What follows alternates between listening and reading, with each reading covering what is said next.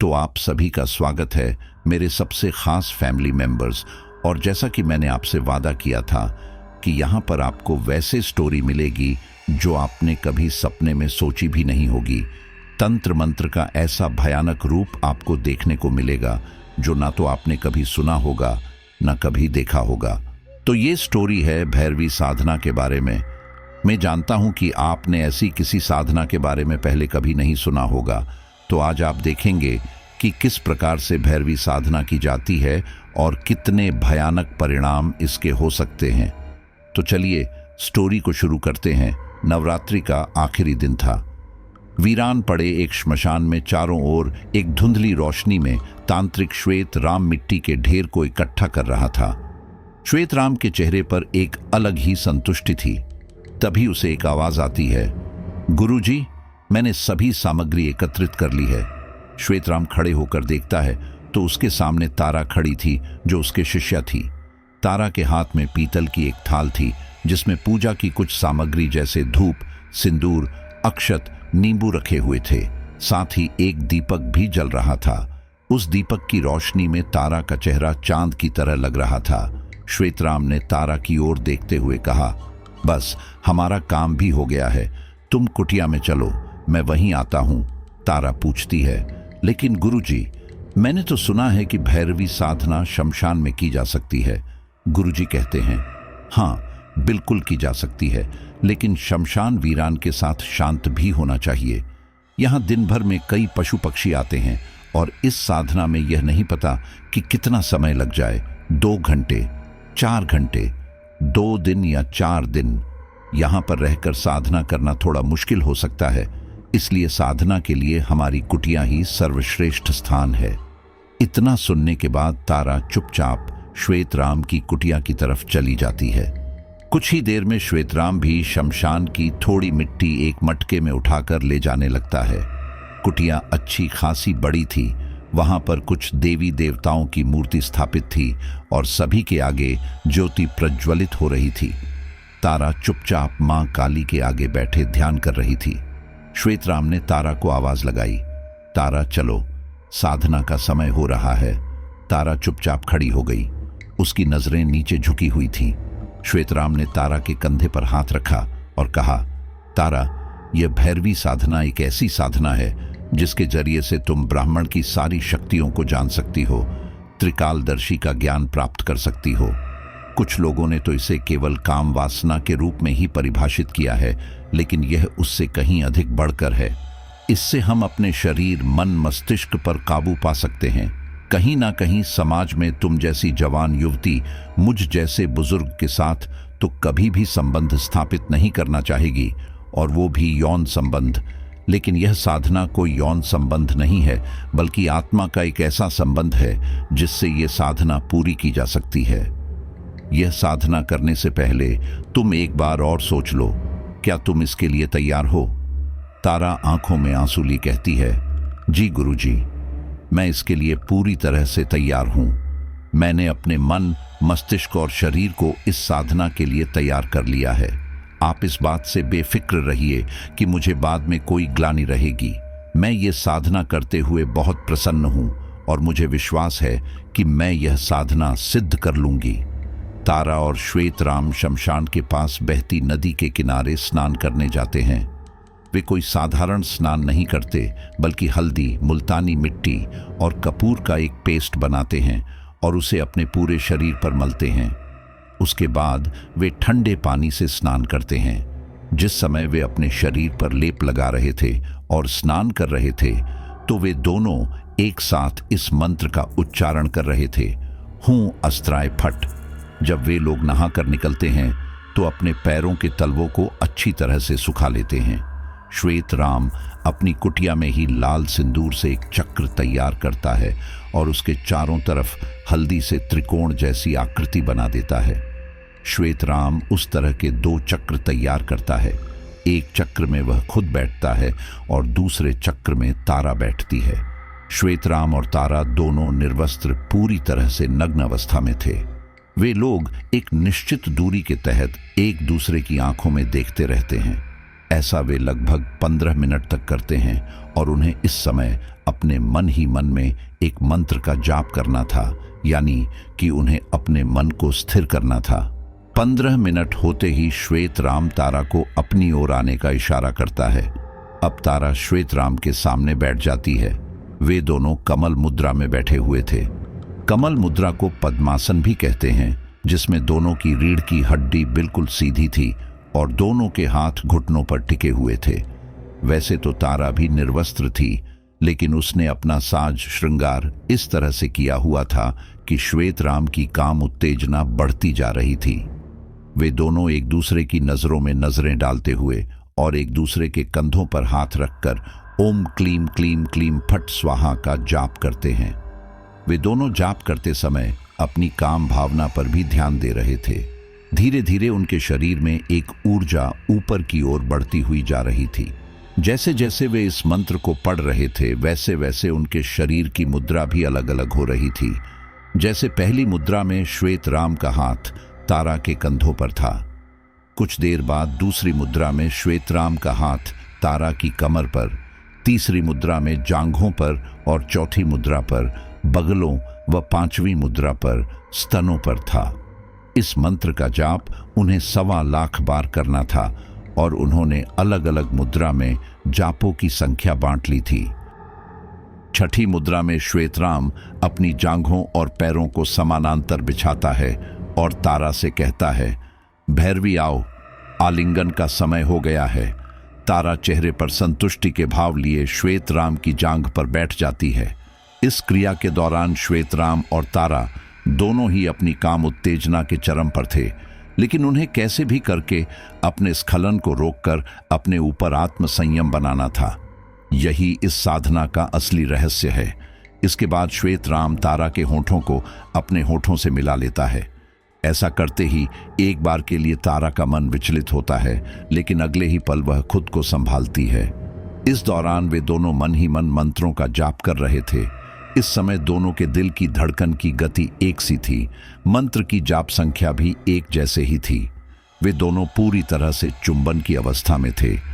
चुंबन करते करते श्वेतराम और तारा संभोग की प्रक्रिया में चले जाते हैं और यह वह समय था जब उन्हें अपनी साधना को उग्र रूप देना था, यानी कि उन्हें इसी दौरान अपने उन मंत्रों को पूरा करना था जो कि एक बहुत ही कठिन कार्य था। लेकिन इन सब के लिए भी दोनों ने काफी समय से अभ्यास किया था, जैसे अपने शरीर को परिपक्व करना, अच्छा खान पान रखना, योग का अभ्यास करना, शरीर को अंदर से मजबूत बनाना, आत्मा को मजबूत बनाना।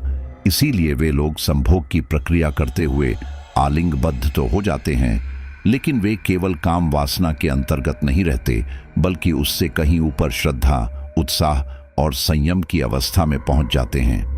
इस दौरान श्वेतराम और तारा दोनों ने एक दूसरे को इस तरह से जकड़ रखा था कि उनका शरीर एक चतुर्दश कोण बना रहा था, जो कि इस भैरवी साधना में एक यंत्र का काम करता है।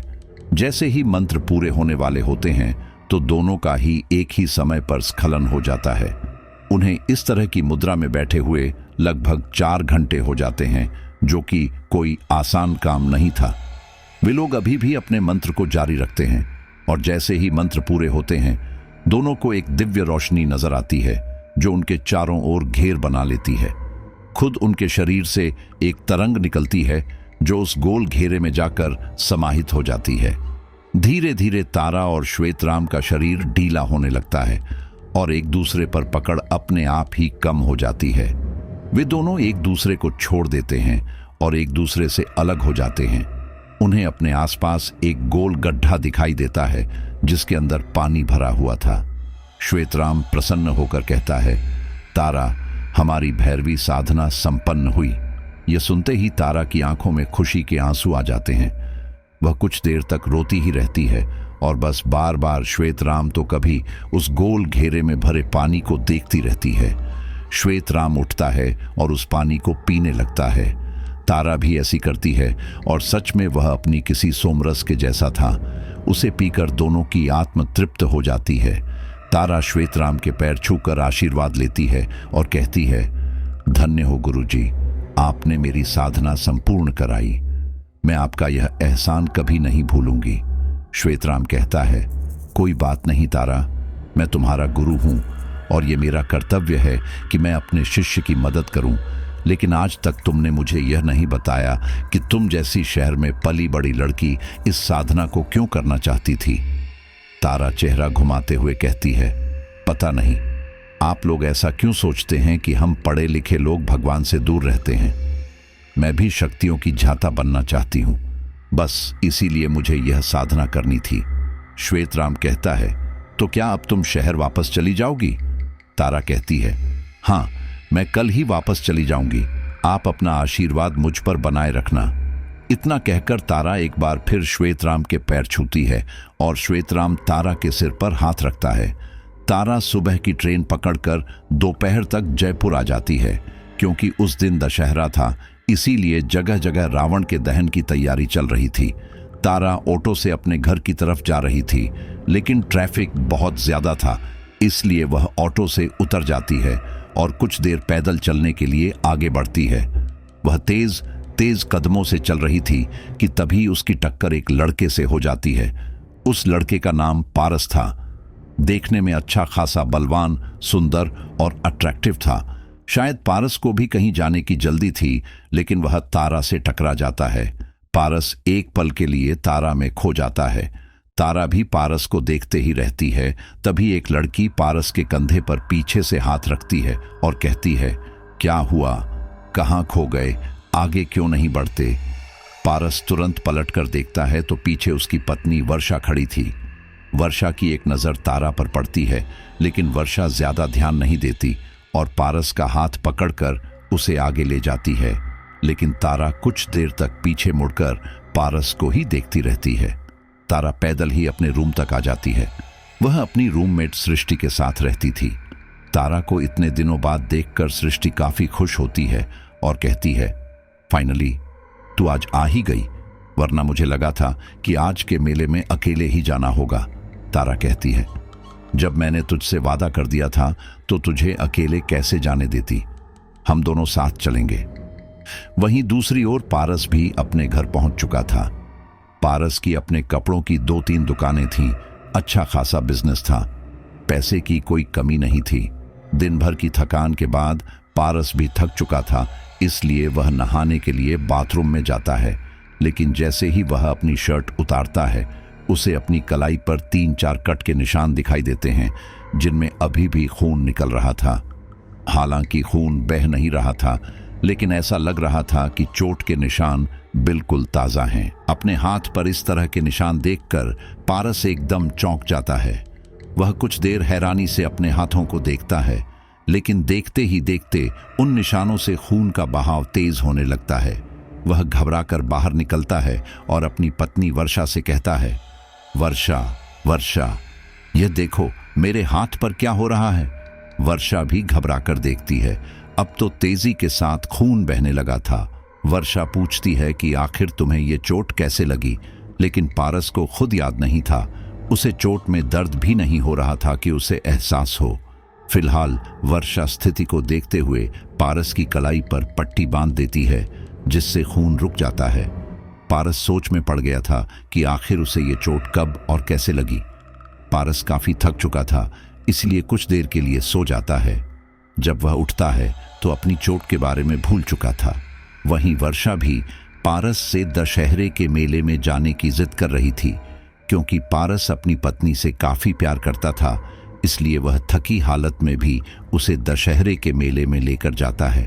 मेले में काफी भीड़ भाड़ थी और इसी बीच एक बार फिर पारस की मुलाकात तारा से होती है। मेले में स्थित मंदिर में तारा प्रसाद चढ़ा रही थी। उसी समय पारस भी मंदिर से बाहर आ रहा था। तब उसकी नजर तारा पर पड़ती है, जिसके चेहरे पर एक अलग ही तेज था। एक बार फिर पारस तारा को देखते ही रह जाता है। वह उसमें इतना ज्यादा खो जाता है कि दोबारा मंदिर में चला जाता है। वह तारा को प्रसाद चढ़ाते हुए देखता रहता है और जैसे ही तारा पलटती है, वैसे ही पारस के शरीर में एक करंट सा दौड़ने लगता है और वह होश में आ जाता है। पारस सोचने लगता है कि आखिर यह लड़की कौन है और इससे मेरा क्या कनेक्शन है। जब मैं इसे देख रहा हूं तो मुझे अजीब सा फील हो रहा है। तारा अपनी सहेली के साथ मेले में इधर उधर घूम रही थी और पारस अपनी पत्नी के साथ। जिस समय रावण का दहन हो रहा था उस समय भी तारा और पारस एक दूसरे के बराबर ही खड़े थे। वे दोनों एक दूसरे को जान चुके थे या शायद जानने वाले थे, लेकिन फिर भी अनजान बनने की कोशिश कर रहे थे। पारस तो इसे केवल इत्तेफाक समझ रहा था। दहन के बाद मेले की भीड़ और भी ज्यादा बढ़ गई थी। इस दौरान पारस और तारा बार बार एक दूसरे से टकरा रहे थे। यह कोई इत्तेफाक नहीं था। कहीं ना कहीं पारस को ऐसा लग रहा था कि तारा और उसका कोई ना कोई संबंध तो जरूर है। फिलहाल मेला देखने के बाद वे लोग अपने अपने घर चले जाते हैं और कुछ दिनों बाद तारा कपड़े लेने के लिए बाजार जाती है। वह जिस दुकान पर गई थी वह दुकान पारस की ही थी। वैसे तो उस वक्त दुकान पर नौकर चाकर कपड़े दिखा रहे थे और तारा कपड़े लेकर जा ही रही थी कि तभी पारस उसे देख लेता है। इस बार पारस उससे बात किए बगैर रुक नहीं पाता और तुरंत तारा के पास आता है। वह तारा से पूछता है, आप वही हो ना जो मुझे दशहरे में मिली थी? तारा चोर नजरों से इधर उधर देखती हैं और फिर कहती है, जी आप कौन? मैं नहीं जानती आपको। पारस कहता है, मैं जानता हूं, आप मुझसे कई बार टकराई हो। तारा कहती है, हाँ, जयपुर इतना बड़ा भी नहीं है, क्या हम एक दूसरे से नहीं टकरा सकते? इसमें कौन सी बड़ी बात है? पारस कहता है, लेकिन मुझे यह नॉर्मल नहीं लगता। कोई ना कोई बात तो है। हमारा बार बार आपस में टकराना यह नॉर्मल नहीं है। क्या आप मुझे अपने बारे में बता सकती हैं कि आप कौन हैं? तारा गुस्से में कहती है, आप ये मुझसे कैसी बातें कर रहे हैं? किसी अजनबी लड़की से इस तरह की बातें आपको शोभा नहीं देती। पारस एक नजर अपने नौकरों की तरफ देखता है और नजरें चुराते हुए कहता है, आई एम सॉरी, मेरा वो मतलब नहीं था। आप मुझे गलत समझ रही हैं। मैं तो बस यूं ही, मुझे आप में एक अलग बात लगी और आपको देखकर मैं अलग ही फील करता हूं। आई मीन, गलत भी नहीं, बस आई एम सॉरी। इतना कहकर पारस दुकान के अंदर चला जाता है। तारा भी अपने घर वापस आ जाती है। पारस अंदर तो आ गया था, लेकिन अभी भी उसके दिमाग में तारा ही घूम रही थी। वह तारा के बारे में कुछ समझ नहीं पा रहा था, लेकिन न जाने क्यों उसका मन तारा का पीछा करने का किया। इसीलिए पारस ने उसी दिन से तारा का पीछा करना शुरू कर दिया। अब तक तो वे लोग इत्तेफाक से मिल रहे थे, लेकिन अब पारस की वजह से एक दूसरे से टकरा रहे थे। एक हफ्ता निकल चुका था। एक दिन तारा बस स्टैंड पर अकेले खड़ी थी और अपनी बस का इंतजार कर रही थी। उसी समय पारस अपनी कार से वहां से गुजरा। रात हो चुकी थी। ऐसे में वहां तारा के अलावा और कोई दूसरा व्यक्ति नजर नहीं आ रहा था। पारस ने सोचा कि उसे तारा की मदद करनी चाहिए, लेकिन अगले ही पल उसके मन में एक डर था कि कहीं तारा उसे फिर से गलत न समझे। पारस इसी क्षमकश में था कि अचानक बेमौसम बरसात होने लगी। तारा बस स्टैंड में अपने आप को बारिश से छुपाने की काफी कोशिश करती रही। जब पारस ने देखा कि तारा परेशान है तो उसने तारा के सामने जाकर अपनी कार रोक दी। जैसे ही उसने कार का शीशा नीचे किया, तारा की नजर पारस पर पड़ी। पारस ने तारा को आवाज लगाई, सुनो। तारा ने अनसुना करने की कोशिश की, लेकिन पारस ने दोबारा कहा, सुनो, मैं आपसे कह रहा हूं। तारा इधर उधर देखती है। वहां उसके अलावा कोई दूसरा नहीं खड़ा था, इसीलिए वह पारस की तरफ देखकर सिर उचकाती है। पारस कहता है, बारिश तेज होने पर है, मैं तुम्हें घर ड्रॉप कर देता हूं, आ जाओ। तारा कुछ देर खड़ी रहती है और सोचती है कि पारस के साथ जाना चाहिए या नहीं, लेकिन मौसम और सड़क को देखकर वह चुपचाप पारस की गाड़ी में बैठ जाती है। न जाने क्यों पारस को एक अलग ही खुशी मिल रही थी। वह कहता है, थैंक गॉड तुम चुपचाप आकर बैठ गई, वरना तो मैंने सोचा था कि मुझ पर पहले बरसोगी। तारा कहती है, हाँ, अगर बरसात नहीं होती तो शायद मैं बरस पड़ती। यह सुनते ही पारस चुप हो जाता है और ड्राइव करता रहता है। इस बीच पारस तारा से केवल उसका नाम ही जान पाता है। वह तारा को उसके घर पर ड्रॉप कर देता है। तारा और सृष्टि किराए के घर पर रहती थी, लेकिन जैसे ही तारा घर पहुंचती है तो बाहर से ताला पाती है। पारस अभी भी घर के बाहर अपनी कार में बैठा हुआ था। वो तारा को ही देख रहा था। तारा अपने बैग से फोन निकालती है और सृष्टि को फोन करती है, लेकिन उसका फोन नहीं लगता। तारा देखने में काफी परेशान लग रही थी, इसीलिए पारस गाड़ी से नीचे उतरकर तारा के पास आता है और पूछता है, क्या हुआ? घर पर ताला लगा हुआ है, चाबी नहीं है तुम्हारे पास? तारा कहती है, दरअसल चाबी एक ही थी और मेरी फ्रेंड ताला लगाकर चली गई। अब उसका फोन भी नहीं लग रहा, उसकी शायद आज नाइट शिफ्ट है। पारस कहता है, तो फिर अब तुम क्या करोगी? रात कहाँ गुजारोगी? तारा कहती है, पता नहीं, समझ नहीं आ रहा क्या करूं। बारिश भी अच्छी खासी हो रही है। पारस कहता है, अगर तुम बुरा ना मानो तो तुम मेरे घर चल सकती हो। मेरा घर यहां से 3 किलोमीटर की दूरी पर है। रात तुम वहीं रुक सकती हो। मेरी शादी हो चुकी है। मैं बस तुम्हारी मदद इसलिए करना चाहता हूं क्योंकि तुमसे कनेक्टेड फील करता हूं।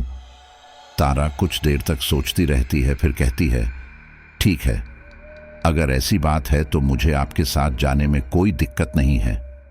पारस तारा को अपने घर ले जाता है, लेकिन वह तारा को अपने उस घर में लेकर नहीं जाता जहां वह अपनी पत्नी के साथ रहता था, बल्कि वह अपने एक अन्य घर में लेकर जाता है जो उसके मामा का था। लेकिन उसके मामा विदेश गए हुए थे, इसीलिए पारस अक्सर वहां मेंटेनेंस के लिए चला जाता था। उस घर में एक नौकर पति पत्नी रहा करते थे। पारस दरवाजा खटखटाता है तो मोहन दरवाजा खोलता है। वह मोहन को खांस कर कुछ इशारा करता है। मोहन की अगली नजर तारा पर पड़ती है। वह कहता है, आइए साहब, अंदर आ जाइए। पारस तारा का हाथ पकड़कर उसे अंदर ले जाता है। तारा बड़े गौर से पारस की हरकत को नोट करती है, लेकिन शांत रहती है। तारा भी काफी भीग चुकी थी, इसलिए पारस कहता है, तुम सामने वाले कमरे में जाकर कपड़े बदल लो, वहां मेरी मामी की साड़ी रखी होगी, तुम चाहो तो वह पहन सकती हो। तारा कमरे में चली जाती है। वह एक साड़ी पहन लेती है जिसमें वह बला की खूबसूरत लगती है। वहीं दूसरी ओर पारस मोहन से कुछ बातचीत कर रहा था। जब पारस बाहर आता है तो तारा को देखता ही रह जाता है। साड़ी में उसकी कमर इतनी लचीली लग रही थी कि पारस की नजर कमर से हट ही नहीं रही थी। ऐसा लग रहा था जैसे कोई अप्सरा जमीन पर आ गई है। तारा के बाल खुले हुए थे और सच में वो किसी अप्सरा से कम नहीं लग रही थी। पारस को ऐसा लग रहा था कि तारा अब ज्यादा ही आकर्षित लग रही है। उसका वह मनमोहक रूप पारस को अपनी ओर खींचे जा रहा था। पारस मोहन को आवाज लगता है, मोहन 2 कप चाय बनाकर ले आओ। मोहन 2 कप चाय बनाता है और 1 कप में नशे की गोलियां मिला देता है। मोहन जब पारस और तारा के सामने चाय सर्व करता है तो पारस को इशारे से बता देता है कि इस कप को तारा को देना है। पारस भी नशे वाली चाय तारा को दे देता है। वे दोनों आपस में बातें करने लगते हैं। कुछ ही देर में तारा कहती है, पारस, मुझे बहुत थकान हो रही है, मुझे सोना है, नींद भी आ रही है, क्या मैं उस कमरे में सोने चली जाऊं? पारस कहता है, हाँ, क्यों नहीं, तुम आराम से सो, मैं दूसरे कमरे में लेट जाता हूं। तारा चुपचाप कमरे में चली जाती है, लेकिन वह कमरे में जाकर सोई नहीं थी, बल्कि बेड पर अपना सिर टिकाए कुछ सोच रही थी। वहीं दूसरी ओर पारस बहुत ज्यादा बेचैन लग रहा था। वह लगभग 10 मिनट बाद तारा के कमरे में जाता है तो देखता है कि तारा बिस्तर पर बेसुध पड़ी है। तारा के सीने से साड़ी का पल्लू भी हटा हुआ था। तारा को इस हालत में देखकर पारस खुद पर काबू नहीं कर पाता और तुरंत तारा के पास बैठ जाता है। वह तारा को आवाज लगाता है, तारा। तारा नशे में रहते हुए कहती है, हाँ, लेकिन वह अपनी आंखें नहीं खोलती। यह देखते ही पारस के चेहरे पर एक शैतानी मुस्कान फैल जाती है। पारस तारा को कुछ देर तक निहारता ही रहता है। धीरे धीरे वह तारा के एक एक अंग को स्पर्श करता है। फिर उसके बाद वह तारा के साथ यौन संबंध बनाता है। यह पारस के लिए कोई पहली बार नहीं था।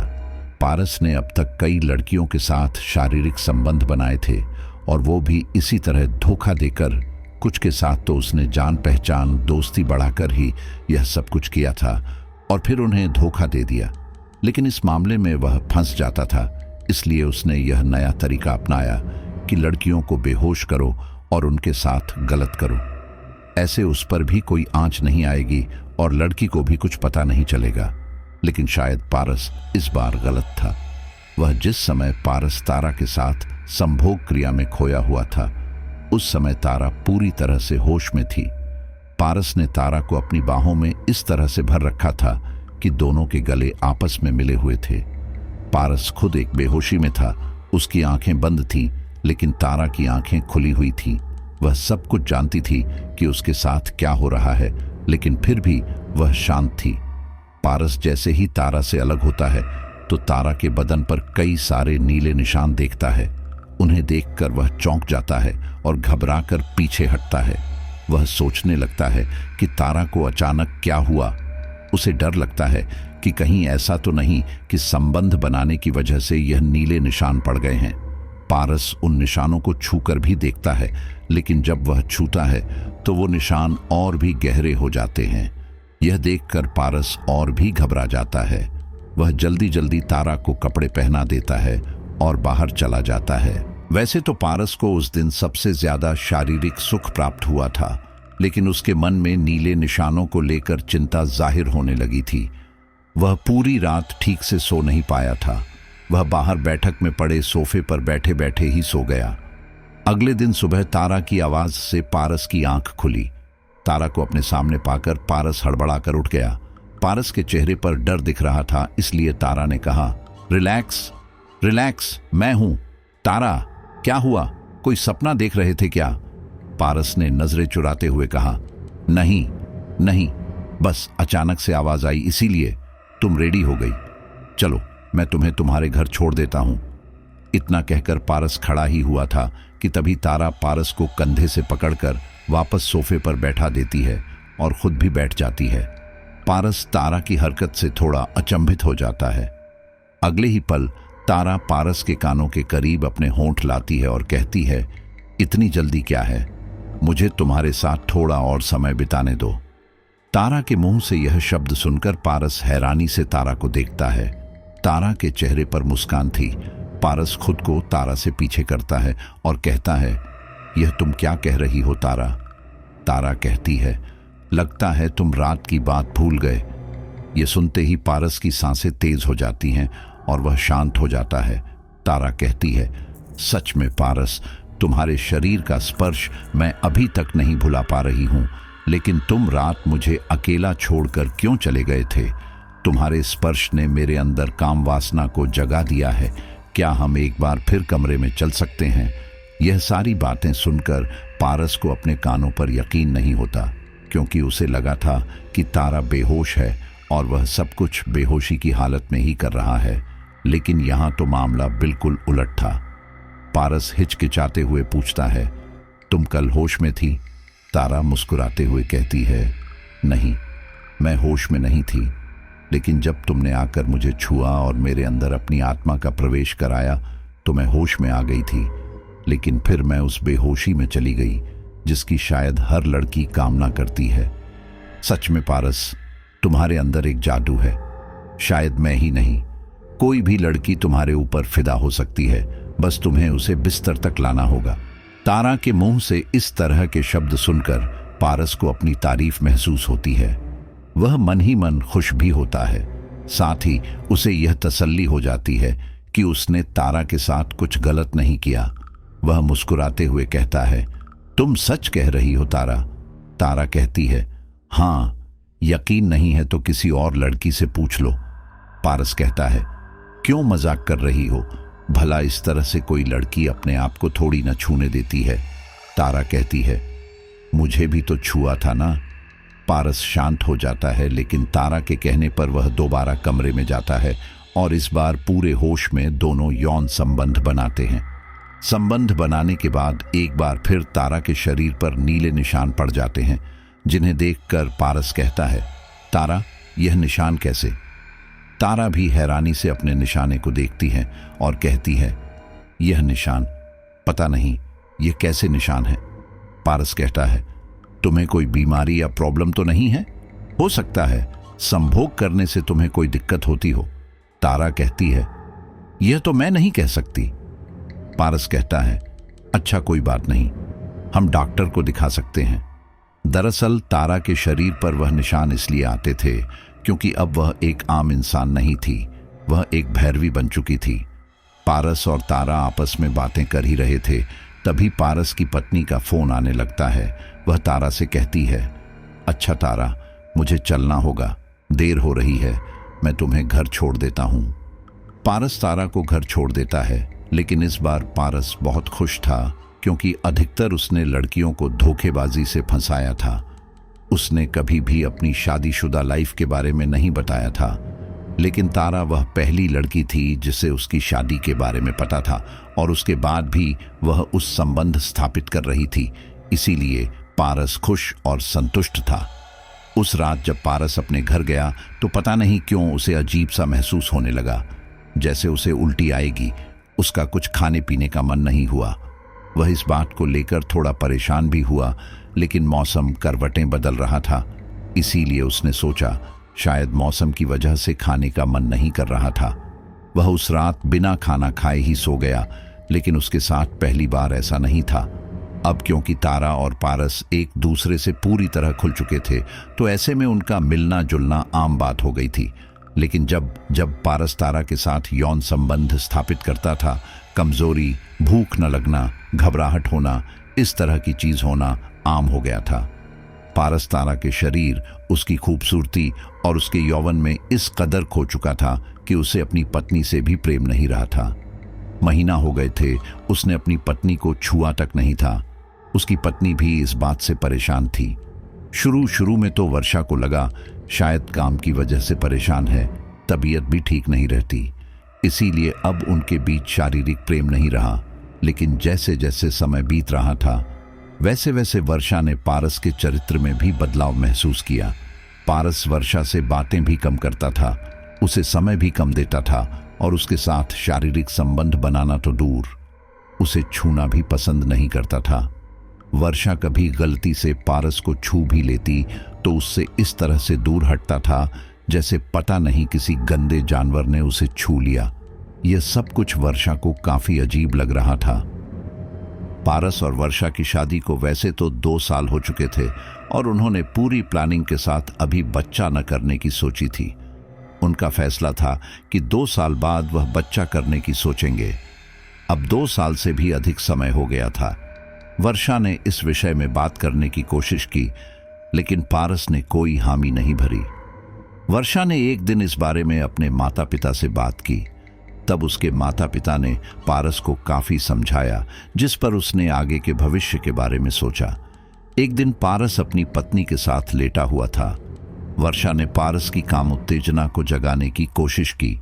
पारस ने भी काफी सोचा कि उसे बच्चा तो करना ही होगा, इसीलिए वह ना चाहकर भी वर्षा के साथ यौन संबंध स्थापित करने लगा। लेकिन जैसे ही वर्षा ने देखा कि पारस ने अपने कपड़े उतारे हैं, तो उसके शरीर को देखकर चौंक गई, क्योंकि उसके शरीर पर कई जगह गहरे घाव थे। वर्षा, जो अब तक अपने पति के शरीर को छूने के लिए तरस रही थी, अब वह अपने पति के शरीर को देखकर उससे दूर हट जाती है और चिल्लाने लगती है। पारस वर्षा से कुछ नहीं पूछता, बल्कि चुपचाप एक जगह बैठा रहता है और वर्षा को निहारता रहता है। वर्षा को पारस का यह व्यवहार भी अजीब लगता है, इसीलिए वह कमरे से बाहर भाग जाती है। पारस और वर्षा घर में अकेले रहते थे। ऐसे समय में वर्षा को समझ नहीं आता कि वह किससे अपनी परेशानी कहे, इसीलिए वह तुरंत अपनी माँ को फोन करके पारस के बारे में बताती है। अब उसकी माँ काफी दूर थी, वह इस समय तो वहां नहीं आ सकती थी, इसीलिए वो अगली सुबह आने का वादा करती है। अगली सुबह वर्षा के माँ बाप दोनों पारस से मिलते हैं और उससे उसके शरीर पर हुए घाव के बारे में पूछते हैं। तो पारस कहता है, कौन से घाव? मेरे शरीर पर तो कोई भी घाव नहीं है। ये सुनकर वर्षा भी चौंक जाती है। वर्षा कहती है, लेकिन कल रात मैंने तुम्हारे शरीर पर घाव देखे थे। पारस कहता है, तुम्हारा दिमाग खराब हो गया है। और इतना कहकर वह अपनी शर्ट उतार देता है और सच में उसके शरीर पर कोई भी घाव नहीं था। वर्षा को अपनी आंखों पर यकीन नहीं होता। वह पागलों की तरह कहती है, माँ, मैं सच कह रही हूं, मैंने देखे थे। इनके सीने पर, पेट पर, बाजू पर, हर जगह घाव ही घाव थे और वो इतने भयानक लग रहे थे कि मैं आपको बता भी नहीं सकती। वर्षा की माँ कहती है, अगर तुम सच कह रही हो तो अब वह घाव क्यों नहीं दिखाई दे रहे? वर्षा, तुम्हारी दिमागी हालत ठीक है ना? वर्षा कुछ भी नहीं बोल पाती, क्योंकि वह झूठी साबित हो चुकी थी। वर्षा गुस्से में वहां से चली जाती है। तब वर्षा की मां पारस से माफी मांगती है और उसे समझाती है कि वर्षा भी काफी दिनों से परेशानी में है, इसलिए शायद ऐसा व्यवहार कर रही है, लेकिन तुम उसे समझाना और उसके साथ प्यार से रहना। पारस भी मां की बातों को समझता है। उस रात वर्षा एक बार फिर पारस के साथ शारीरिक संबंध बनाने करने की कोशिश करती है और तब उसके शरीर पर कोई भी घाव नहीं था। कुछ देर तक तो वह सदमे में रहती है कि उसने कल क्या देखा था, लेकिन अगले ही पल वह इस बात को अपने दिमाग से निकाल देती है और अपने भविष्य की तरफ ध्यान करती है। लेकिन पता नहीं क्यों उस समय पारस का पुरुषत्व जवाब दे गया था। वह शारीरिक संबंध बना ही नहीं पा रहा था। उसे काफी परेशानी हो रही थी। वर्षा को भी समझ नहीं आ रहा था कि पारस को अचानक क्या हुआ। एक तो इतने समय बाद हम एक दूसरे के करीब आए हैं और उसमें भी पारस कुछ कर क्यों नहीं पा रहा। देखते ही देखते पारस के चेहरे पर चिंता झलकने लगती है। वह परेशान सा होने लगता है और फिर गुस्से में कमरे से बाहर चला जाता है। वर्षा भी मायूसी के साथ कमरे में ही बैठे रहती है और सोचती है कि आखिर पारस के साथ क्या हुआ। कुछ दिनों तक वर्षा और पारस दोनों ही परेशान रहते हैं।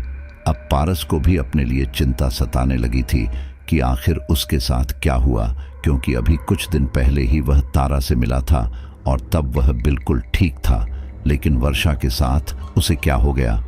उस घटना के बाद वह एक बार फिर तारा से मिला और वह जब भी तारा से मिलता था तब तारा उसके साथ शारीरिक संबंध जरूर बनाती थी। और उस दिन भी पारस के कहने पर तारा शारीरिक संबंध बनाती है, लेकिन पारस तब बिल्कुल ठीक रहता है। उसे किसी भी तरह की कोई परेशानी नहीं होती। हर बार की तरह वह तारा से पूरी तरह संतुष्ट होता है और तारा भी। पारस काफी हैरान हो चुका था। उसे समझ नहीं आता कि उसे क्या होता जा रहा है। ऐसा नहीं है कि उसने तारा से पहले कभी किसी और लड़की का इस्तेमाल नहीं किया था, लेकिन उसके बावजूद भी वह अपनी पत्नी के साथ अच्छे से ही अपनी इच्छा को पूरी करता था। लेकिन अब सब कुछ सोच और समझ से बाहर था। उस दिन तारा के साथ प्रेम संबंध बनाने के बाद वह घर वापस जाता है और उस रात वर्षा के साथ दोबारा कोशिश करता है, लेकिन अफसोस वह फिर नाकाम रह जाता है। उस दिन उसे समझ आ गया था कि बात छोटी नहीं है, कुछ तो गड़बड़ है। वहीं दूसरी ओर वर्षा को भी यह बात साधारण नहीं लगती। वे दोनों इस बारे में बात करते हैं। वर्षा पारस को किसी डॉक्टर से मिलने की सलाह देती है, लेकिन पारस डॉक्टर के पास जाने के लिए तैयार नहीं था, क्योंकि उसे डर था कि कहीं डॉक्टर उसमें कोई कमी ना निकाल दे। लेकिन वह इस बात के लिए भी कंफ्यूज था कि तारा के साथ सब कुछ सही कैसे रहता है। अपने कंफ्यूजन को दूर करने के लिए पारस वैश्यालय जाने का फैसला करता है। वह ये देखना चाहता था कि क्या उसे केवल वर्ष के साथ ही दिक्कत हो रही है या सबके साथ एक जैसा ही है। लेकिन जब वह एक वैश्या के पास जाता है और उसके साथ शारीरिक संबंध बनाने की कोशिश करता है, वह तब भी नाकाम रहता है। अब उसे डर लगने लगा था। पारस वर्षा के साथ डॉक्टर के पास जाता है। जब पारस का चेकअप किया जाता है तो पता चलता है कि पारस का लिंग धीरे धीरे खराब होता जा रहा है। एक पुरुष की जो शक्ति उसमें होती है वह धीरे धीरे समाप्त होती जा रही है। ऐसे में बच्चा करना तो बहुत दूर की बात, उसके अंदर पुरुषत्व भी समाप्त होता जा रहा है। यह सब सुनने के बाद पारस को यकीन नहीं होता। उसी समय डॉक्टर की जांच को झुठला देता है और गुस्से में चिल्लाकर होता है, नहीं, ऐसा नहीं हो सकता, आप झूठ बोल रहे हैं। डॉक्टर कहता है, लेकिन इस रिपोर्ट में साफ लिखा हुआ है, आप चाहे तो कहीं और जाकर दिखा सकते हैं। पारस गुस्से में कहता है, झूठी है आपकी रिपोर्ट। अगर ऐसा होता तो मैं तारा के साथ संभोग कैसे कर लेता। यह सुनते ही पास में बैठी वर्षा चौंक जाती है और पारस को भी एकदम एहसास होता है कि गलती से उसके मुंह से यह क्या निकल गया। डॉक्टर और वर्षा हैरानी से पारस की ओर देखते रहते हैं। अचानक वर्षा की आंखों से आंसू गिरने लगते हैं और वह पूछती है, क्या कह रहे हो पारस। अब पारस कुछ छुपाना नहीं चाहता था, क्योंकि वह भी इस चीज से परेशान आ चुका था कि आखिर उसके साथ क्या हो रहा है। वह कहता है, हाँ वर्षा, मैं सच कह रहा हूं, एक लड़की है तारा, वह मुझे बहुत अच्छी लगती है और मैं उससे प्यार भी करता हूं। न केवल प्यार, हमारे जिस्मानी ताल्लुक भी बने हुए हैं और अब तक बने हुए हैं। लेकिन मुझे नहीं पता कि तुम्हारे साथ ये सब करते हुए पारस अपनी पूरी बात बोल भी नहीं पाता कि वर्षा रोने लगती है। पारस वर्षा को संभालता है लेकिन कोई फायदा नहीं होता। वर्षा अपने आप पर काबू नहीं कर पा रही थी, बस रोए ही जा रही थी। वहीं डॉक्टर भी स्थिति को समझने की कोशिश करता है, लेकिन वह भी क्या करता। आखिर ये एक पारिवारिक मामला था। पारस समझा बुझाकर वर्षा को घर ले जाता है।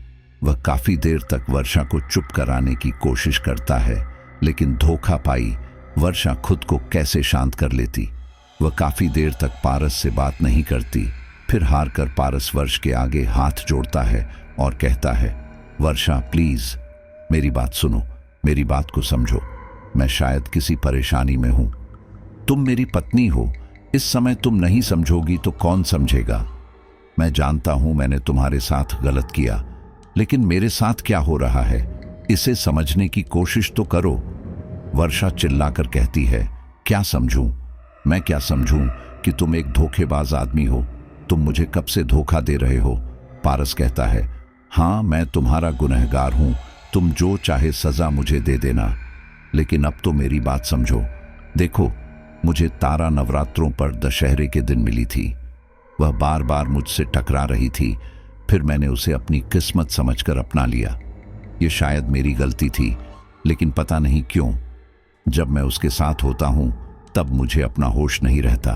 मैं सब कुछ भूल जाता हूं और पता नहीं क्यों जब मैं उसके शरीर को छूता हूं तो मुझे एक अलग ही आनंद आता है और फिर सब कुछ बुरा लगता है। मैं सच कह रहा हूं वर्षा, मेरी रुचि तुम में खत्म हो चुकी है, लेकिन अब मुझे कुछ भी सही नहीं लग रहा। जिस दिन से पारस को यह एहसास हुआ था कि उसके साथ कुछ तो गलत हो रहा है, उस दिन से उसे एक अजीब सा डर लगने लगा था। उसे लगने लगा था कि उसके आसपास हर वक्त कोई रहता है जो उसे देखता है, उस पर नजर गड़ाए हुए हैं। कभी कभी तो पारस जब अकेले में बैठा रहता था तो उसके आसपास का सामान अपने आप ही गिर जाता था, जो शायद उसे एहसास दिलाने के लिए ही था कि मैं तुम पर नजर बनाए हुए हूं। उधर एक शाम वर्षा किचन में खाना बना रही थी, तब अचानक सारा खान अपने आप जलता गया, जबकि वर्षा खाने को ठीक तरीके से बना रही थी। यह देखकर वह खुद भी हैरान थी और घबरा गई थी। पारस और वर्षा दोनों ही रात के अंधेरे में डरने लगे थे। कई बार उन्हें दम घुटने जैसी समस्या हुई थी। धीरे धीरे पारस का डर पानी से भी बढ़ता चला जा रहा था। वह नहाने से कतराने लगा था। वहीं दूसरी ओर तारा अब एक भैरवी थी और त्रिकालदर्शी भी थी, यानी कि वह तीनों कालों की झांता थी। उसे यह पता चल चुका था कि पारस को अपने साथ होती परेशानियों के बारे में पता चल गया है। अब उसका समय आ गया था कि वह पारस को छोड़ दे और वहां से चली जाए।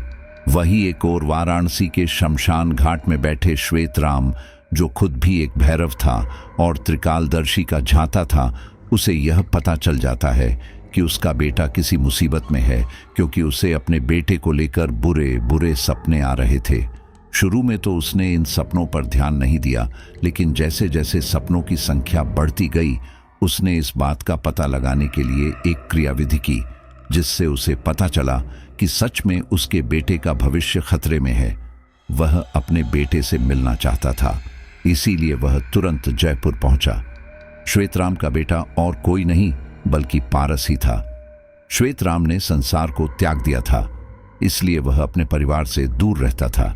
श्वेतराम और पारस एक दूसरे से तब मिले थे जब पारस का विवाह हुआ था। श्वेतराम अपने बेटे के घर पहुंचता है और जैसे ही पारस और वर्षा श्वेतराम को देखते हैं, वे दोनों हैरान रह जाते हैं और खुश भी होते हैं। पारस हैरानी से पूछता है, बाबा आप इतने समय बाद? वर्षा जल्दी से अपने ससुर के पैर छूती है और उन्हें अंदर आने के लिए कहती है। घर में प्रवेश करते ही श्वेतराम के कान खड़े हो जाते हैं और आंखें फैल जाती हैं, क्योंकि उसे इस घर में योगिनियों की स्थिति का एहसास हो गया था। उसे हर जगह काले कपड़े पहने योगिनियां दिखाई दे रही थी। श्वेतराम पारस से पूछता है, पारस क्या सब कुछ ठीक चल रहा है? कोई परेशानी? पारस अपने पिता के व्यक्तित्व के बारे में अच्छी तरह जानता था। इसलिए वह अपने पिता से सारी बात खुलकर बता देता है, जिसे सुनकर श्वेतराम की आंखों में भी आंसू आ जाते हैं। वह पारस से कहता है, चल मेरे साथ, जल्दी कमरे में चल। वह पारस को कमरे में ले जाते हैं। पारस कहता है, बाबा आप क्या करोगे? श्वेतराम कहता है, मैं पता करूंगा आखिर तेरे साथ ये किसने किया। श्वेतराम पारस को उसके कमरे में ले जाता है और उसके माथे पर हल्दी और चंदन का तिलक लगाता है। साथ ही उसके दोनों हाथों में एक एक रुद्राक्ष रख देता है। श्वेतराम अपने दोनों हाथों से अपने बेटे के हाथों को पकड़ता है और अपनी आंखें बंद करके ध्यान करने की कोशिश करता है। तब उसे पारस और एक लड़की के बीच संबंध बनते हुए दिखाई देते हैं। श्वेतराम उस लड़की के चेहरे को देखने की कोशिश कर रहा था, लेकिन उसकी तस्वीर काफी धुंधली थी। श्वेतराम झट से आंखें खोलता है और पारस से पूछता है, बेटा वह लड़की कौन थी? यह सुनते ही पारस सक पका जाता है। वह नजरें चुराने लगता है। श्वेतराम कहता है, बताओ बेटा कौन थी वह लड़की, क्योंकि उसी के कारण यह सब कुछ हुआ है। पारस तारा के बारे में अपने पिता को बताने लगता है। तारा का नाम सुनकर श्वेतराम को अपनी शिष्या तारा की याद आती है, जो कि सच भी था, लेकिन उन्हें यकीन नहीं आता कि क्या यह उनके शिष्या कर सकती है। श्वेतराम यह अच्छी तरह जानता था कि जिस किसी ने भी उसके बेटे का यह हाल किया है, वह कोई मामूली तांत्रिक या इंसान तो होगी नहीं, वह जरूर कई शक्तियों की झांता होगी। श्वेतराम पारस से पूछता है, क्या तुम्हारे पास उस लड़की की तस्वीर है? पारस याद करने की कोशिश करता है और कहता है, नहीं, मेरे पास तस्वीर तो नहीं है, लेकिन हाँ, मामा वाले घर के बाहर जो सीसीटीवी कैमरा लगा है, वह लड़की उसमें जरूर आई होगी। इसके बाद पारस सीसीटीवी कैमरा की फुटेज निकलवाता है और जब श्वेतराम तारा को देखता है तो हैरान रह जाता है, क्योंकि ये तारा उसी की शिष्या थी। वह पारस से पूछता है कि आखिर उसे तारा में ऐसा क्या दिखाई दिया और उसने ऐसा सब क्यों किया। तब पारस अपनी बेचारगी की हालत बताता है और अपना पास्ट भी बताता है कि उसे तो दूसरी लड़कियों के साथ संबंध बनाने की आदत थी।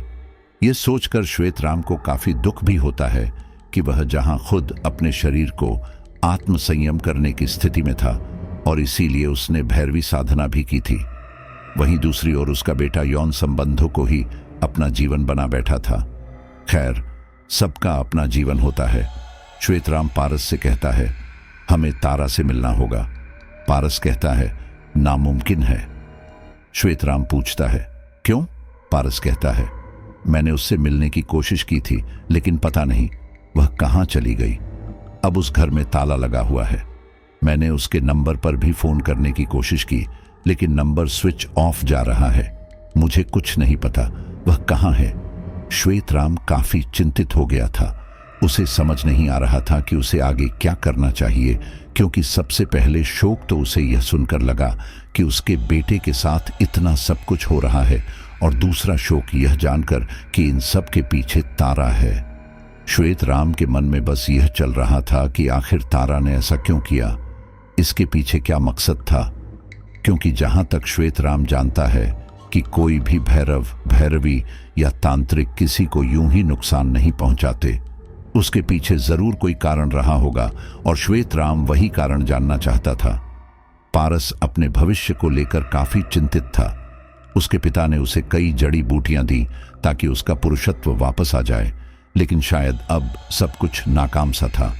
वह जो भी जड़ी बूटी खाता था वह उसे नुकसान दे रही थी। कहीं दूसरी ओर श्वेतराम तारा से मिलने की लाख कोशिश कर रहा था। वह कई क्रियाविधि करता जिससे कि तारा की स्थिति का पता लगाया जा सके, लेकिन हर बार वह हार जाता। श्वेतराम हर बार एक नई क्रियाविधि का प्रयोग करता और लगभग 1 महीने के बाद उसे तारा वाराणसी किनारे एक शमशान के तट पर दिखाई देती है। यह तट कोई और नहीं, वही तट था जहां पर श्वेतराम और तारा ने भैरवी साधना की थी। श्वेतराम उस जगह को पहचान लेता है। वह जल्दी से अपने बेटे के पास आता है और वाराणसी जाने के लिए कहता है। पारस उसी समय अपने पिता के साथ वाराणसी जाने के लिए निकल जाता है। जब वे लोग वहां पहुंचते हैं तब श्वेतराम अपनी कुटिया को उजड़ा हुआ पाता है। कुटिया का छप्पर दीवारों से हटा पड़ा था, दीवारें भी टूटी हुई थी। श्वेत राम करीब जाकर देखता है तो अंदर का सामान भी बिखरा हुआ था। श्वेत राम की आंखों में गुस्सा था। श्वेत राम की नजर उस नदी के रंग पर पड़ती है जिसका रंग काला दिखाई पड़ता है। वह अपने हाथों से पानी को छूने लगता है। पारस अपने पिता से पूछता है, बाबा क्या हुआ? श्वेत राम घबराकर कहता है, इस नदी का पानी काला कैसे हो गया? पारस हैरानी से कहता है, काला नहीं तो बाबा, इसका पानी तो सही है, हल्का नीला और सफेद है। आपको काला क्यों दिखाई दे रहा है? यह देखते ही श्वेत राम चौंक जाता है और बार बार नदी के पानी को देखता रहता है।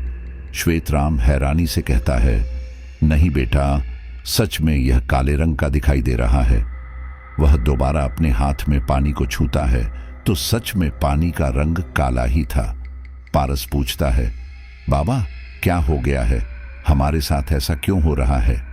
श्वेत राम गुस्से में कहता है, जो कुछ हो रहा है इसे मैं समाप्त करके रहूंगा।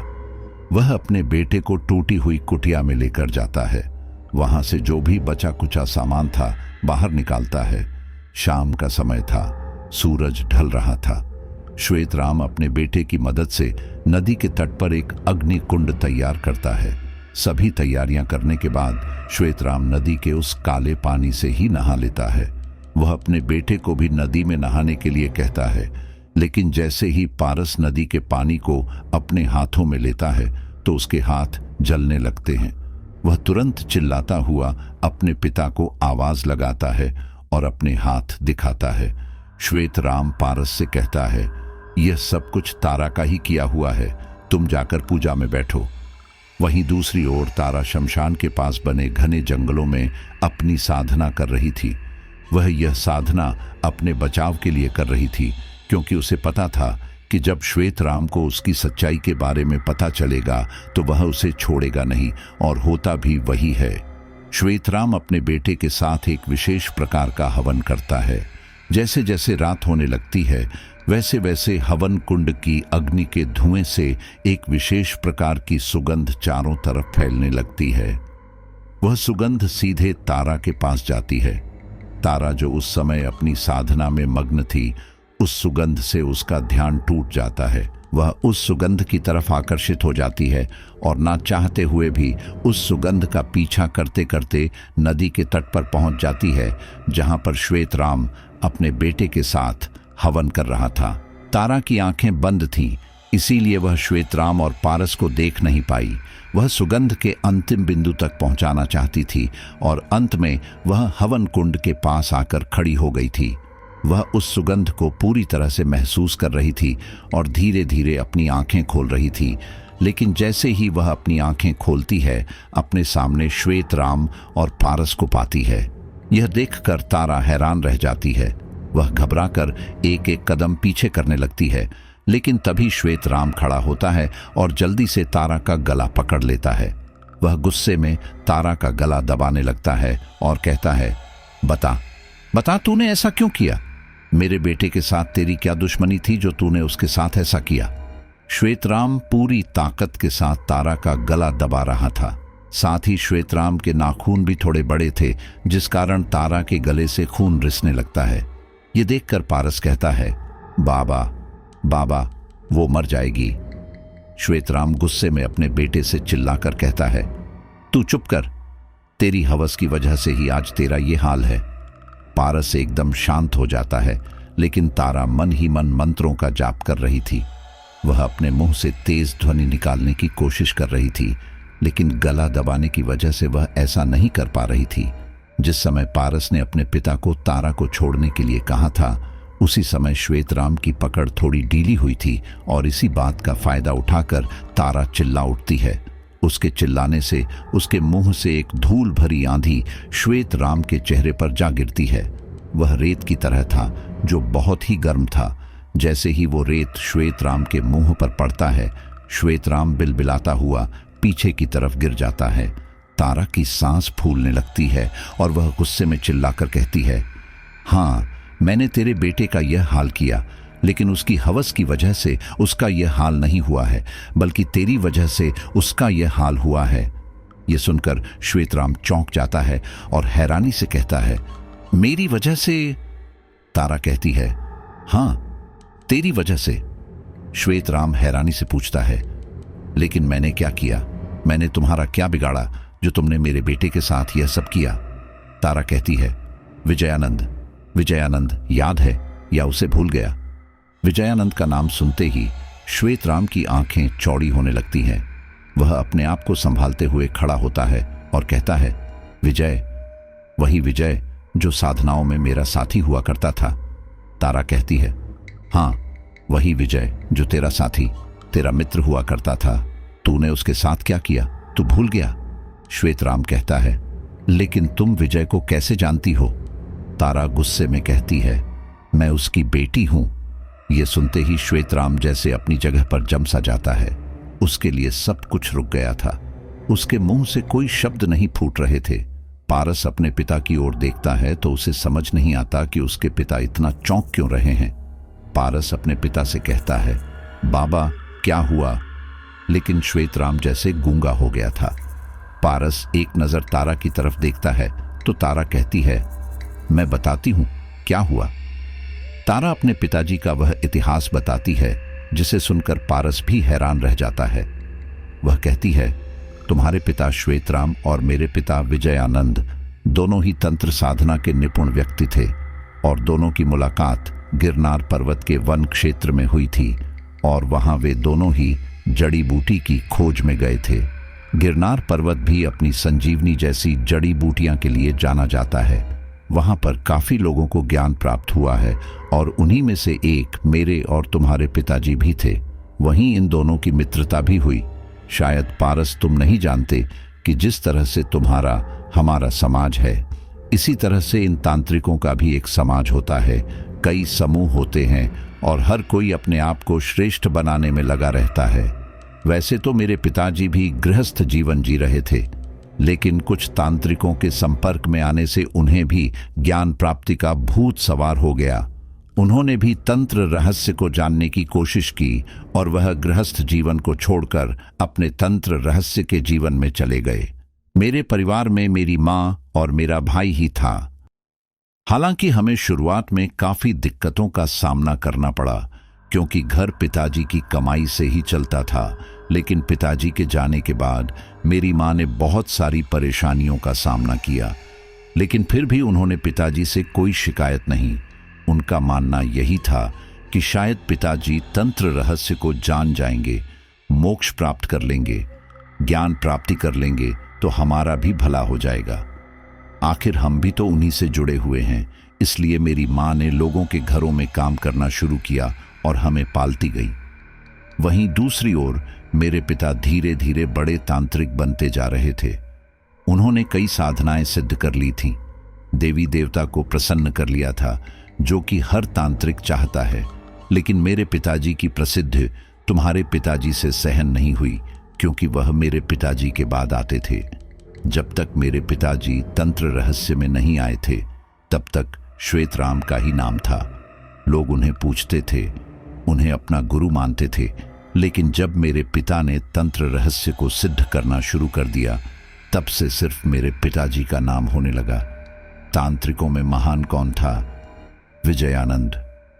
और बस यहीं से मेरे पिताजी तुम्हारे पिता के दुश्मन हो गए।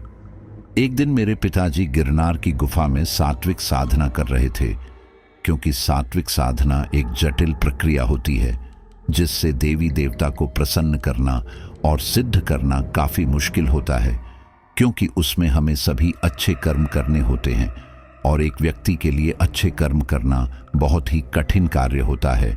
और मेरे पिताजी ने तंत्र रहस्य में कठिन सात्विक साधना करने का निर्णय लिया था।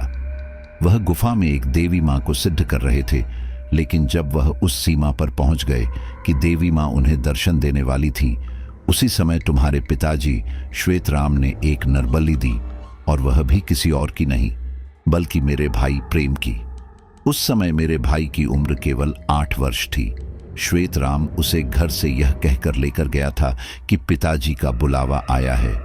माँ ने भी उसे भेज दिया था, लेकिन हमें नहीं पता था कि वह हमारे पिता के विरुद्ध ही हमारे प्रेम को खड़ा कर रहा है। जैसे ही श्वेतराम ने प्रेम की बलि दी, वैसे ही मेरे पिताजी की साधना भंग हो गई, क्योंकि मेरे पिताजी की सात्विक साधना एक वामाचारी साधना में बदल गई थी। उन्हें देवी का अभिशाप मिला कि उन्होंने अब तक जितनी भी सिद्धियां प्राप्त की है वे सभी समाप्त हो जाएंगी और अब वह जीवन में कभी भी कोई सिद्धि हासिल नहीं कर पाएंगे। मेरे पिताजी ये अभिशाप सहन नहीं कर पाए और उन्होंने गुस्से में आकर स्वयं अपनी गर्दन काट ली। यह सब कुछ मेरे पिताजी के शिष्य रुद्र ने देखा और सुना था और उसी ने हमें यह खबर भी दी थी। साथ ही हमें यह भी कहा कि जितनी जल्दी हो सके हमें अपने स्थान को छोड़ देना चाहिए, क्योंकि श्वेतराम हमें भी नुकसान पहुंचा सकता है। इसलिए मेरी माँ मुझे लेकर दूसरे गांव चली गई, लेकिन मेरे दिल से श्वेतराम के प्रति नफरत निकल नहीं पाई और मैंने फैसला कर लिया कि मैं श्वेतराम का जीवन बर्बाद कर दूंगी। उसने मेरा परिवार उजाड़ दिया। धीरे धीरे मैं भी तांत्रिकों के संपर्क में आई। इसकी एक वजह तो यही थी कि मुझे श्वेतराम से बदला लेना था और दूसरी वजह यह थी कि मैं अपने पिताजी से प्रेरित हो चुकी थी। मैं भी देखना चाहती थी कि आखिर पिताजी को तंत्र रहस्य में रुचि क्यों आई थी। धीरे धीरे मुझे कुछ ऐसी साधनाओं के बारे में पता चला जिससे हम विशेष प्रकार की शक्तियां प्राप्त कर सकते हैं। मैंने कई साधनाएं सिद्ध भी की और फिर मुझे एक ऐसी गुप्त साधना के बारे में पता चला जिसे करना सबसे ज्यादा कठिन कार्य है, और वह थी भैरवी साधना। लेकिन उसके लिए हमें किसी गुरु की आवश्यकता थी। मैंने कई लोगों से पूछा, लेकिन अधिकतर लोगों ने मना कर दिया।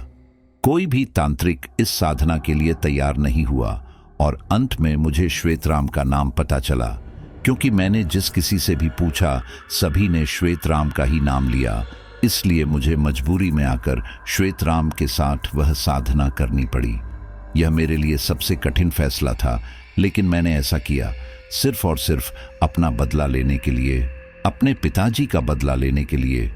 मेरे पिताजी तो सात्विक साधना करते करते चल बसे, लेकिन मैंने वामाचारी साधनाओं को अपनाया था और आज उसी का परिणाम है कि तुम और तुम्हारे पिताजी मेरे सामने बेबस खड़े हैं। अब अगर मेरी मृत्यु भी हो जाए तो मुझे कोई ग्लानि नहीं होगी। मेरा बदला पूरा हो चुका है। यह सब सुनने के बाद श्वेतराम को बहुत ज्यादा गुस्सा आता है। वह हवन कुंड से जलती हुई एक लकड़ी उठाता है और तारा के चेहरे पर मारता है।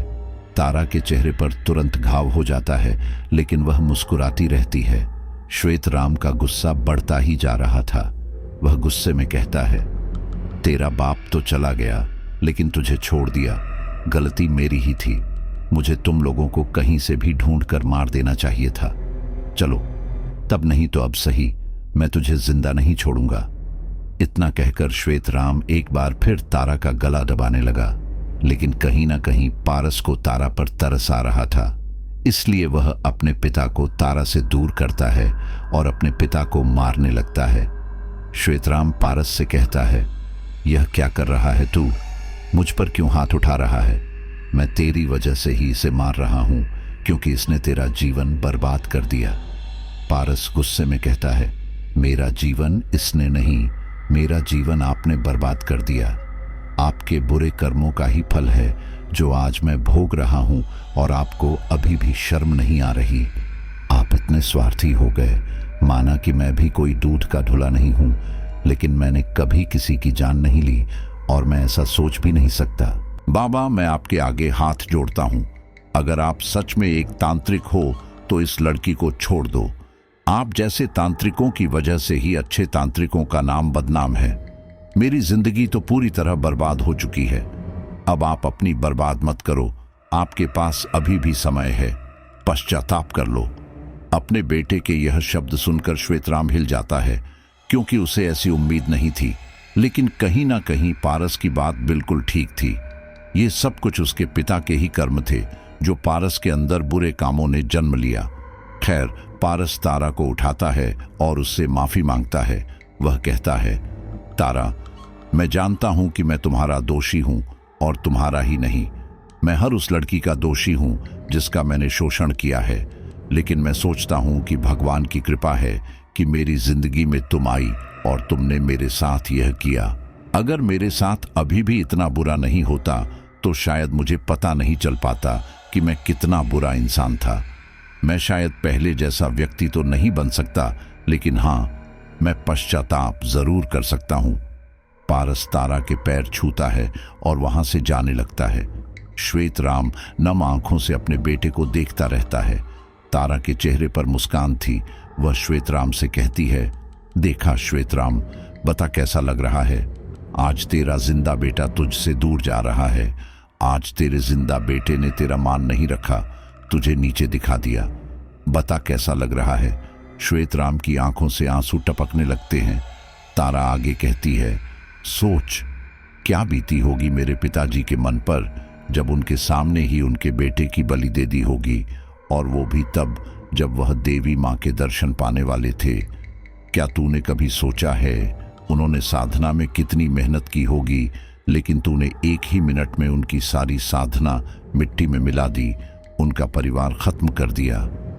मुझे तो सब्र है कि मेरे पिताजी अब इस दुनिया में नहीं है।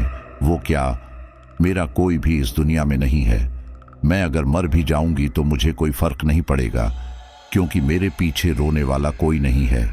लेकिन तू अपने बारे में सोच, तेरा बेटा जीते जी भी तेरा नहीं हो पाएगा, क्योंकि तेरी ही वजह से उसकी जिंदगी नरक बन गई। वह कभी बाप नहीं बन सकता, सिर्फ और सिर्फ तेरी वजह से, क्योंकि तूने किसी बाप का बेटा छीना था। तारा के यह शब्द श्वेतराम के सीने में तीर की तरह चुभते हैं और वह बर्दाश्त नहीं कर पाता। वह जल्दी से अपनी टूटी हुई कुटिया में जाता है और ठीक विजयानंद की तरह आत्महत्या कर लेता है और खुद को मार लेता है। जिस वक्त उसने अपने गले पर गंडासे से वार किया था, उस वक्त उसकी तेज चीख चारों तरफ फैल गई थी। पारस, जो कि थोड़ी ही दूर गया था, वह पलटकर देखता है तो अपने पापा को तड़पता हुआ पाता है। तारा भी श्वेतराम को मरता देख हैरान रह जाती है। पारस और तारा भागकर उसके पास जाते हैं। श्वेतराम तारा के आगे हाथ जोड़ अपनी आंखें बंद कर लेता है और अपनी सांस रोक लेता है। शायद यही उसका पश्चाताप था। पारस भी अपने पिता को इस हाल में देखकर रोने लगता है। उसके पिताजी की वजह से सब कुछ खत्म हो गया था। कहीं ना कहीं तारा का गुस्सा भी शांत हो गया था, क्योंकि अब उसका बदला पूरा हो गया था। उसने श्वेतराम को यह एहसास दिला दिया था कि उसने विजयानंद के साथ कितना गलत किया है। तारा जब पारस की तरफ देखती है तो उसके चेहरे पर मायूसी को समझ जाती है। वह यह बात अच्छी तरह समझ जाती है कि पारस जिंदा तो है, लेकिन उसका जीवन व्यर्थ है। तारा के हाथ में काले कपड़े में एक ताबीज बंधा था। वह उस ताबीज को निकालती है और पारस को देकर कहती है, यह लो पारस, इस ताबीज को हमेशा अपने पास रखना। यह ताबीज तुम्हें पहले जैसा बना देगा, तुम्हारा पुरुषत्व तुम्हें वापस लौटा देगा और तुम्हारे साथ जो भी घर में बुरी घटनाएं हो रही हैं, सबको दूर कर देगा। मैं जिस मकसद से यहाँ आई थी, मेरा मकसद पूरा हो चुका है। मेरे जाने का समय आ चुका है। इतना कहकर तारा वापस घने जंगल में कहीं गुम हो जाती है और पारस नम आंखों से तारा को देखता ही रह जाता है। वह उस ताबीज को अपने पास रख लेता है और अपने पिता की लाश को अपने साथ ले जाता है। शहर ले जाकर वह उनका अंतिम संस्कार करता है और फिर धीरे धीरे अपनी जिंदगी को दोबारा पटरी पर लाने की कोशिश करता है। धीरे धीरे उसका गृहस्थ जीवन भी सुधरने लगता है। जिंदगी की सच्चाई जानने के बाद पारस ने अपनी हरकतों में बदलाव कर लिया था, लड़कियों की आदत को खत्म कर लिया था और गृहस्थ जीवन को महत्व देने लगा था। तो साथियों, ये स्टोरी यहीं पर पूरी होती है और जो आदमी अपनी लाइफ में गलत करता है उसके साथ फिर क्या होता है, यह भी आपने देख लिया है। यहाँ पर तारा ने अपने पूरे जीवन को उस नर्क में घुसा दिया केवल एक बदला लेने के लिए, और आखिर में उसे बदला मिला भी, लेकिन पता नहीं है अब तारा कहाँ पर चली गई है। लेकिन अगर कभी तारा की कोई स्टोरी आई तो मैं आपको ज़रूर शेयर करूँगा। अभी जिस भी शख्स ने मेरे साथ ये स्टोरी शेयर की है, उसने मेरे साथ इतना ही शेयर किया है और उम्मीद करता हूँ आपको यह काफ़ी अच्छी लगी होगी। और आप यकीन मानिए, अगर आपने मेंबरशिप को ज्वाइन कर रखी है तो आपको ऐसे ही ना जाने और कितनी भयानक भयानक तंत्र मंत्र की चीज़ों के बारे में पता चलने वाला है। चलिए, बहुत बहुत धन्यवाद।